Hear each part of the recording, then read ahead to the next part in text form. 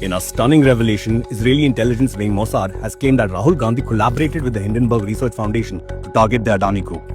The Mossad report claims it had hacked into Congress Overseas Chairman Sam Pitroda's computer and found encrypted chat rooms and undisclosed back channels of communication. The report further claimed that it had evidence of communication between Rahul Gandhi and Hindenburg as far back as the initial January 2023 report that targeted Adani and caused a stock market crash in India. The Hindenburg Research Foundation was an organization run by notorious short seller Nathan Anderson.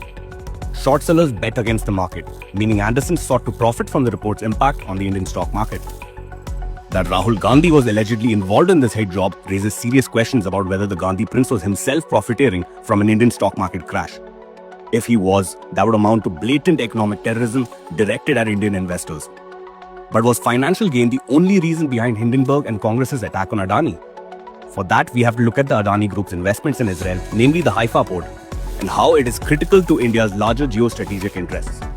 Haifa's function is that of a key node in the proposed India-Middle East-Europe Economic Corridor, or IMEC, which is essentially a new Silk Route connecting the East with the West. Nations opposed to this include Iran and China because of their own alternative proposals, the Iran-backed North-South Transport Corridor and the Chinese-backed Belt and Road Initiative. Clearly, Haifa is at the heart of this great churn, making the Adani-owned port in Haifa the center of a massive geopolitical tug-of-war by global powers. Here's the full story of betrayal, foreign collusion, and India emerging victorious.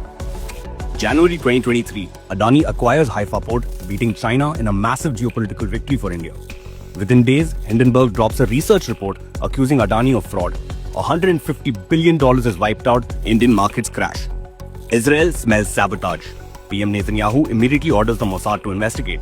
Codename Operation Zeppelin. In early 2023, Mossad activates elite units Zomet and Keshet to trace the origin of the attack. By mid-2023, they uncover a network involving hedge funds, Soros-linked activists, compromised journalists, and foreign agencies. They also find direct links to the Indian opposition.